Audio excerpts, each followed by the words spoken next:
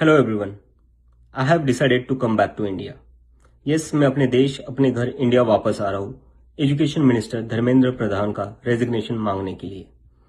इतने दिन से आप सब देख ही रहे हो कि हम सोशल मीडिया पर आवाज उठा रहे हैं कि पेपर लीक के कारण जिन नीट के बच्चों ने सुसाइड की और जो लाखों स्टूडेंट्स की मेहनत बर्बाद हुई है, उसके लिए तो धर्मेंद्र प्रधान को रिजाइन करना ही चाहिए। 8 लाख बच्चों ने हमारी पिटीशन साइन की है। Crores of people have supported this demand on social media as well. And not just that, देश में कई सारी जगहों पर इसको लेकर प्रोटेस्ट भी तो हो रहे हैं, जैसे लखनऊ, जयपुर, महाराष्ट्र, दिल्ली, लेकिन फिर भी इनको कोई फर्क नहीं पड़ रहा। आज नीट के 22 लाख स्टूडेंट्स, सीबीएसई के 17 लाख स्टूडेंट्स, सीयूईटी के 16 लाख स्टूडेंट्स और एसएससी जीडी के 40 लाख स्टूडेंट्स, ऐसे 1 करोड़ से ज्यादा स्टूडेंट्स हैं जिनकी जिंदगी के साथ मजाक किया गया है सिस्टम द्वारा। इसकी वजह से स्टूडेंट्स बहुत ही ज्यादा एंशियस और परेशान है अपने फ्यूचर को लेकर। किसी को तो इसकी जिम्मेदारी लेनी होगी।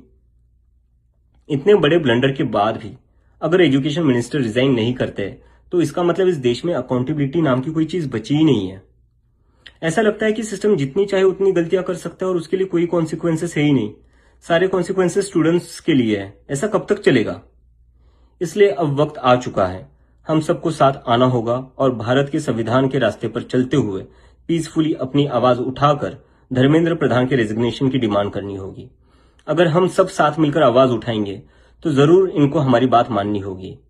मैंने डिसाइड किया है, मैं 6 जून सैटरडे सुबह दिल्ली आऊंगा। आप सब मुझे एयरपोर्ट पर मिलिए। हम सब मिलकर पार्लियामेंट स्ट्रीट पुलिस स्टेशन जाएंगे और वहां पर जंतर मंतर पर एक पीसफुल प्रोटेस्ट करने के लिए परमिशन मांगेंगे।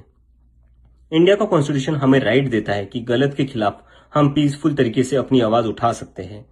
उसी कॉन्स्टिट्यूशन के अकॉर्डिंग हम अपनी आवाज उठाएंगे और मैं उम्मीद करता हूं जितने भी कॉकरोच जनता पार्टी के सपोर्टर्स हैं और जितने भी स्टूडेंट्स और यूथ इस सिस्टम से परेशान हैं, वो इस प्रोटेस्ट में शामिल होंगे।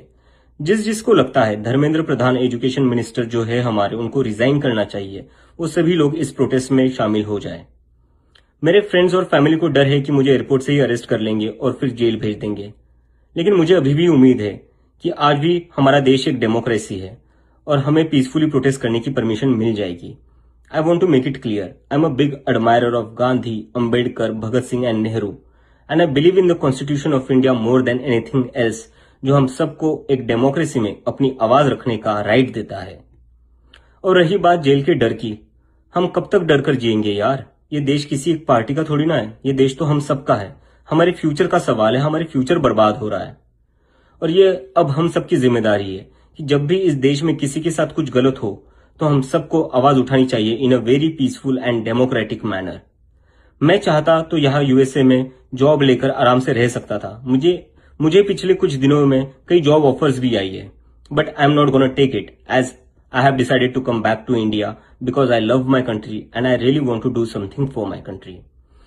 हम सब आज जो कुछ भी है वो सब इस देश ने हमें जो दिया है उसी के कारण है और अब हमारी बारी है अपने देश के लिए कुछ करने की, क्योंकि अगर हम आज कुछ नहीं करेंगे तो कौन करेगा?